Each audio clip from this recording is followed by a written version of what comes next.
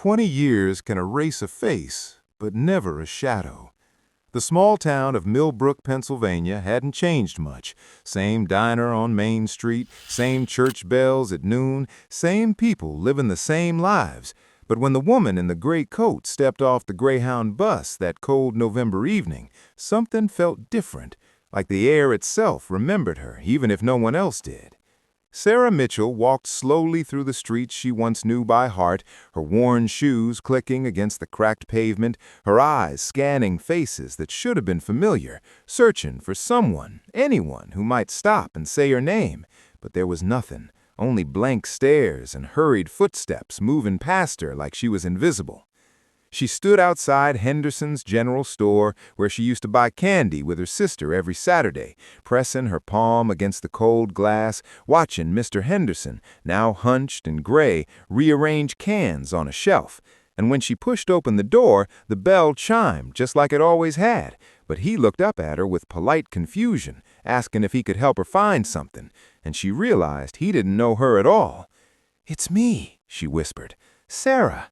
But his eyes remained empty, kind but distant, and he apologized, saying he didn't recall anyone by that name, which seemed impossible because she had been his neighbor's daughter, the girl who lived in the blue house at the end of Oakwood Drive, the girl who vanished one summer night when she was 17.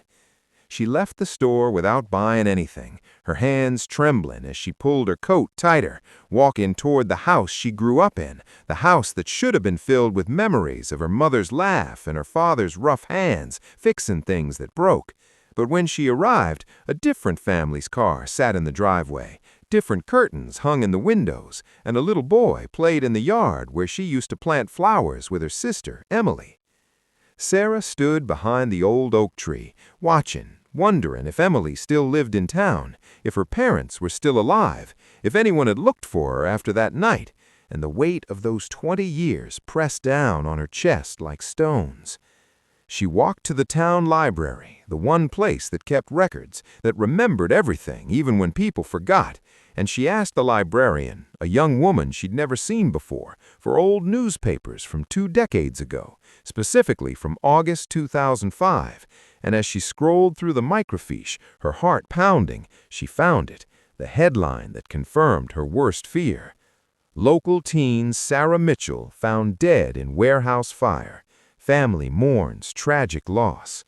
The words blurred as tears filled her eyes, because if she was dead, then what was she now, standing here, breathing, feeling the cold air in her lungs, remembering every detail of a life she apparently didn't survive?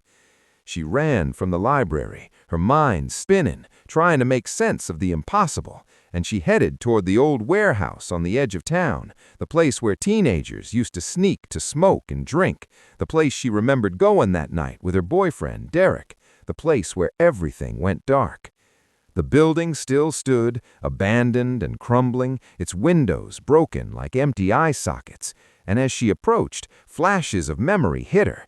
Derek's angry voice, the smell of gasoline, the sound of a match striking, the heat, the smoke, the terror, and she remembered running, screaming, but not making it out, not seeing the light of day again. Or had she? Sarah pushed through the rusted door, stepping into the skeletal remains of the warehouse, and there, in the center of the charred floor, she saw flowers, fresh flowers, placed carefully in a circle, and a photograph, her photograph, her senior yearbook picture, resting against a candle that had burned down to nothing. Someone had been here recently, someone who remembered, someone who cared. And she heard footsteps behind her, slow and deliberate, and when she turned, she saw her, older now, lines around her eyes, gray streaking through her brown hair, but unmistakably her sister, Emily. "I knew you'd come back," Emily said, her voice breaking, tears streaming down her face, and Sarah wanted to run to her, to embrace her, to tell her she was real, she was here, but Emily's next words stopped her cold. "I've been coming here every year on this day, the anniversary of your death, hoping somehow you'd find your way home, even if just as a memory, even if just in my heart." Sarah's breath caught, confusion and fear tangling inside her, and she looked down at her hands, really looked at them for the first time since she'd arrived, and they seemed faded, translucent in the dim light filtering through the broken roof. "Emily, I'm here, I'm real," she said, but her voice sounded distant, like an echo.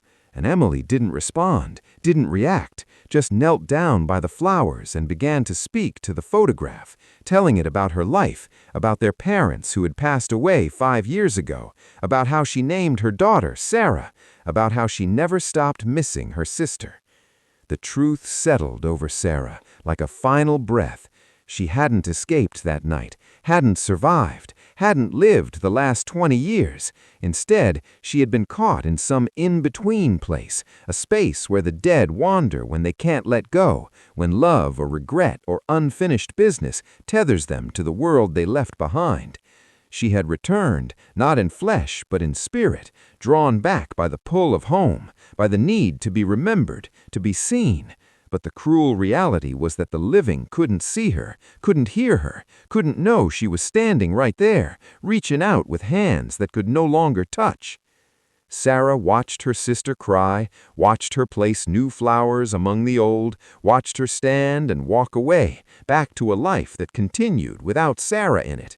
And as the sun set and darkness filled the warehouse, Sarah understood that she was the ghost of Millbrook, the girl who came home but could never truly return.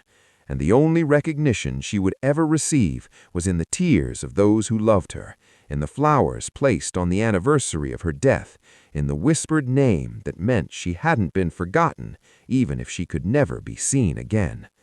She remained in that warehouse, in that town, year after year, watching the seasons change, watching Emily grow older, watching the town move forward while she stayed frozen in time. And she learned that the cruelest part of death isn't the ending, but the longing to be part of a world that has already closed its doors. And the only lesson that echoed through the empty spaces of her existence was this: some people return, not because they can, but because they never really left.